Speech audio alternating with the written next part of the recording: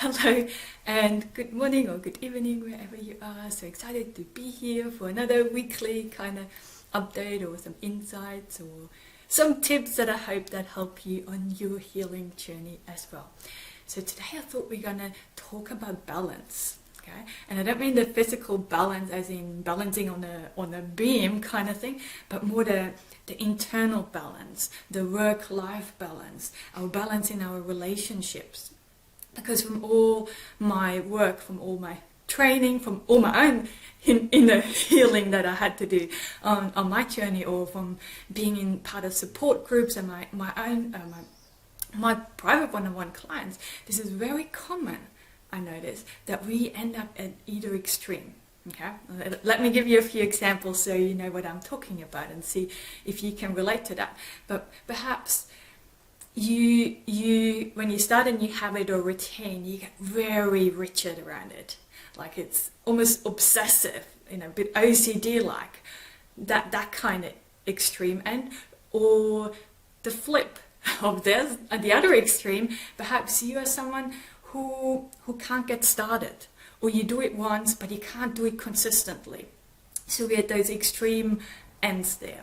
Or perhaps in a relationship that we really like that connectedness that it's part of a relationship too, but it's so enmeshed, it's like you can't do anything without your partner. It has to be your partner. And if your partner goes out and has a game of tennis with his or her friends, you feel that rejection and abandonment fully triggered, okay, as one extreme. Or perhaps you're at the other extreme, it's really difficult for you to be emotionally available or emotionally connected with other people.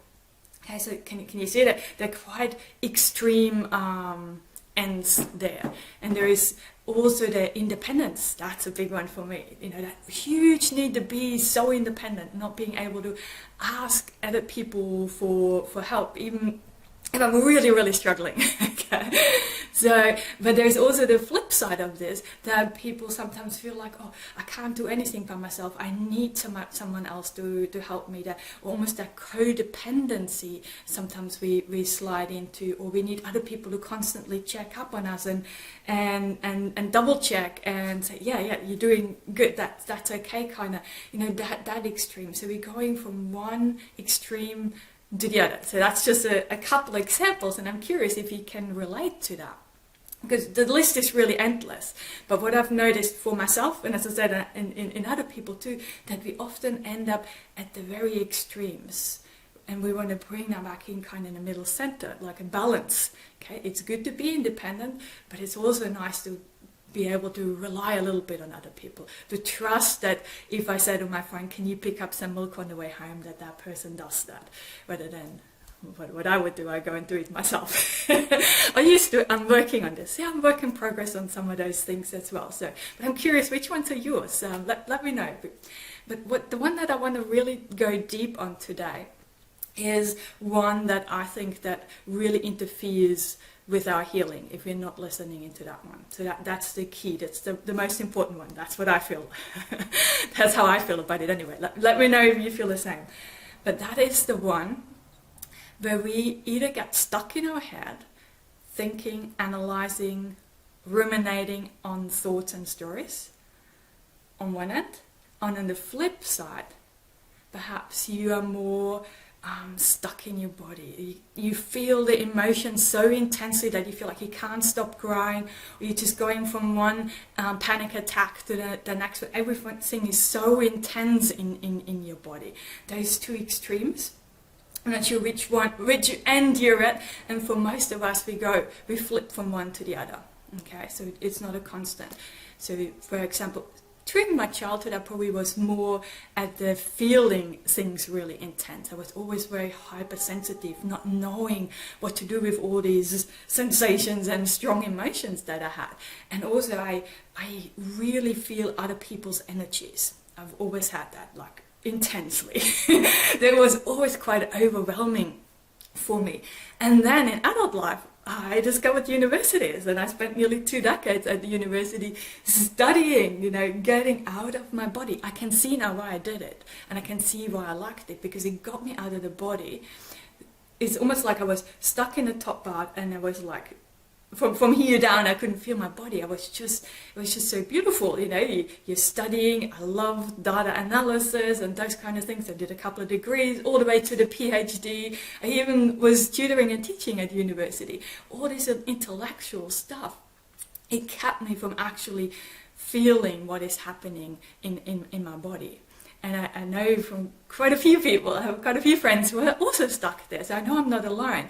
But I was also stuck in the feeling things really intensely as well. So I don't know which end are you, let me know. But we want to bring it back together to the center to have some more balance. We want that interoceptive awareness there.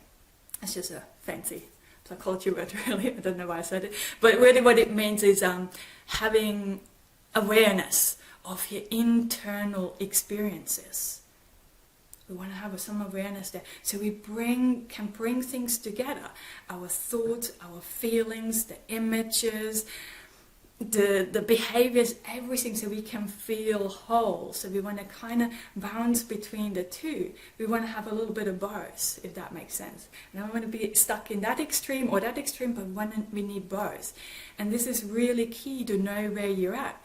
When you're picking what kind of approach or what kind of practice or what you should do to help you in your situation, because I see people always ask, oh, which one is the best therapy approach for people with complex PTSD?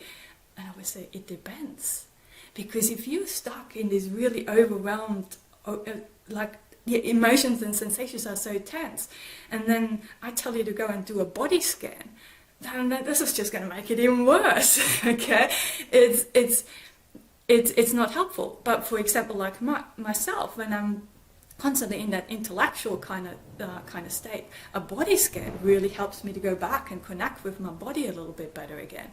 So it depends which end you are in. Okay, so there's different things like I said, the body scans or focusing on the breathing, dancing, rhythmic kind of those kind of approaches can be really helpful to get us more connected with our body. But on the flip side, when you're just stuck in the all intense emotions, you perhaps want to do a little bit more of the thinking, that people would say cognitive behavioral therapy is useless, but it can help us to shift out of this a little bit. Some of those worksheets that you do that might help you to just get a little bit of a break of your body and do something different. Like, I used to love worksheets. I did them like crazy, but looking back now, I know I did them to escape the feelings, so it wasn't actually that helpful. And if you're doing this now, listening to this, if you're going back and noticing what you did, I invite you to bring some loving kindness towards your younger self, knowing that she or he did the best she could back then with what she knew. Okay? Today, you know a few more things. You practice a few more things. You read a few more things. You have a different perspective, different knowledge. You can make different choices. Okay? So we want to always bring some loving kindness back there. So I know I did those worksheets. It was helpful back then. Today I would choose something different. But I know if I have really intense emotions, doing something like that can help me. Or even mindfulness exercises where I really shift and just see if I can see anything in the color yellow. It's my favorite color. I scan the room.